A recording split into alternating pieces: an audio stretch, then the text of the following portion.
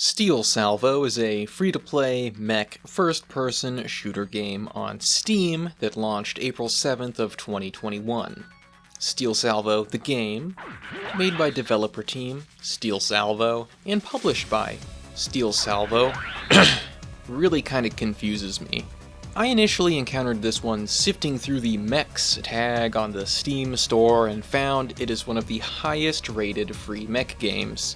160 positive reviews brings its total score to 96% positivity rating, which ranks it as the 5th highest rated free mech game on the entire Steam store. This of course made me interested in giving it a go. I glanced over the store page trying to figure out what makes the game good as it downloaded in the background. Are there roguelike elements? Is it replayable? It's an arena shooter? Cool, there's a full trailer here that's over a minute long! And then I played the game and it's 5 minutes of content. If you look at the store page and watch the trailer, you've essentially seen more than half of the game's entire playtime. I don't understand. Is this a demo for something upcoming? A Kickstarter pitch concept? No, this is a student project, which I guess is fine, maybe if the store page actually reflected that instead of coming across like some sort of more fully realized, actualized gaming experience.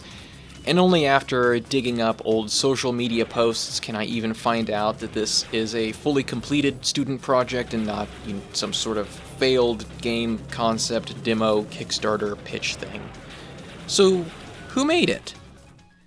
There's a short list of developers, but to not bore you, I'll say that I looked into them and the only one that I saw doing something interesting for me personally was Charlie Wagner with his upcoming game Hypogia. Or Hypogia? It seems to be visually retro, low-poly, 3D, dingy, kinda dark 3D platformer game about a robot guy, and it looks super rad to me. And speaking of myself, who am I exactly? I'm Sir Armor, I make videos about games. I'm working on a larger top 5 free mech games on Steam video, and this, I guess, is the first piece to actualizing that. If you'd like to keep up with my work, go ahead and hit the subscription button. Now on to the actual game review, finally. Soldier, you're gonna have to hurry. The enemy has planted 3 energy cores in the area. If nothing is done about them, they'll explode within minutes, taking the whole planet down with them. You should be able to find them by following the red beacons. Now hurry, there's no time. First things first, the story. It's simple. Of course, the game's only 5 minutes long.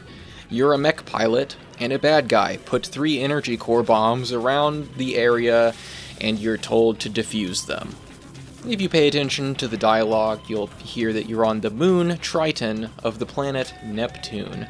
You'll end up getting a few voice messages from 3 different nameless characters, a younger, more androgynous lad, likely our contemporary, he teaches us the tutorial, a chiseled older man with gray hair, who I assume is supposed to be our military commanding officer, and then there's also a sort of Power Ranger villain-looking skull-faced guy, you know, the one that set us up the bomb. Also, our teammates, I will say, have some pretty sick Gurren Lagann sunglasses on. But how does the game actually play? As you can see, the game is a first-person shooter, and we've got 3 weapons at our disposal. Missiles, a minigun, and a sword. Missiles lock onto targets.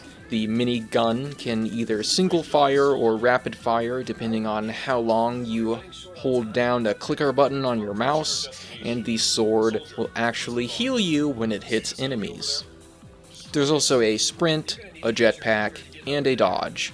So we'll use these 3 weapons in our sprint and our jetpack and our dodge to fight through different robot guys with machine guns, robot spiders with slow-to-shoot rifles, and swarms of flying robo-bugs. I wish that there was a boss fight at the end of this game, but there isn't. Those are the only enemies. Our goal is to defuse the energy bombs by shooting them, of course, because that's how you defuse a bomb, right? We don't want it to explode, so let's shoot it. Except that bombs have a shield on them. As far as I can tell, the shield drops after enemies within a certain radius around the shield are destroyed.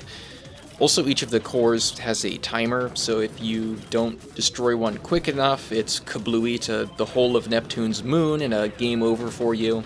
If you do defuse, then additional time is added to your game timer that's up at the top there. And speaking of timers, there are achievements to go through also, and some in relation to time. Once you beat the game in normal mode, a hard mode version is unlocked, which basically doubles the number of enemies, as well as duplicating achievements like beat the game, and beat the game in X amount of time. Just in hard mode this time. There's also achievement for completing the tutorial, there's one for finding the hidden bunny, and completing normal game mode without taking any damage at all. I went through and got all of the achievements except for specifically the timed one on normal mode. You got that right, I beat the game within the allotted timer in hard mode, but not in normal difficulty mode somehow, and I really just can't be bothered to play through the game again and try to get it. I played the game for 50 minutes in total. I think a couple years ago I played it for like 15 or 20 minutes, and now I just replayed it on normal, hard, recorded footage for the video, did the achievement hunting that I felt like I needed to do, and I kind of feel like I just wasted my time with all of this, to be honest. So the gameplay's pretty mediocre. I don't know if I'd say it feels bad as much as there's just not a lot going on. They did get the feeling down of being a clunky and big robot, but I think that might be unintentional on their part, considering this game is being advertised on the Steam store page as a super fast first-person shooter. As well as just the ammo seems to reload one bullet at a time, so if you're dry firing holding the trigger down, you'll slowly deplete single bullets on reload timer instead of the full ammo capacity reload, which I felt was kind of odd. So what is good about Steel Salvo then? Visually, this game's really enjoyable for me. I like the bright and simple, cartoony kind of style that it's going for. The little rabbit dangling around the cockpit of the mech. Enemy design is a little bland, but honestly, that's kind of what you expect as cannon fodder. The skybox is awesome, and I want to float off into it, forever drifting the cold and desolate splendor of a polychromatic starscape with vibrant planets, and the character portraits are totally on point too. Not only that, but their voices are great. I've consistently heard worse voice work come out of AAA games. Not that there's a large amount of voice work here in Steel Salvo, but for what it is there, you know, they really went for it and did a good job. Final thoughts. This game's really nothing more than a quick curio. At worst, a waste of your time, and at best, something that you'll really want more of and probably never get. I don't like this, and quite frankly, it's almost entirely on how short this is as a game.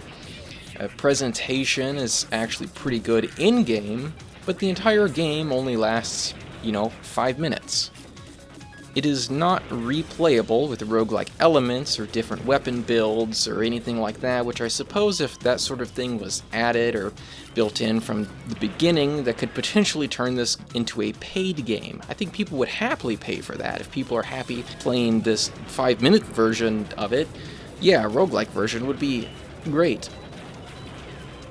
Yeah, I guess there is like the hard mode and the achievements to get, but even then it's still a 5-minute experience, and replaying the same 5-minute experience like that is just really stretching it to the absolute limit. If I would have encountered this game with full understanding at the outset that it was a student project and not some sort of full game experience, I honestly would have avoided it, which I think is kind of a problem when perusing the Steam store in general. The presentation of something like Steel Salvo gives indication of being some sort of complete gameplay experience, and it isn't until downloading, playing, and researching that you come to find out that this sort of thing is only a sort of proof of concept of a level 1 of a game that will never have any continuation or completeness. This is over, human! The moon is going to be reduced into little bits. Now the planet is next in line. Oh my god, we're reading incredible energy levels right where you are.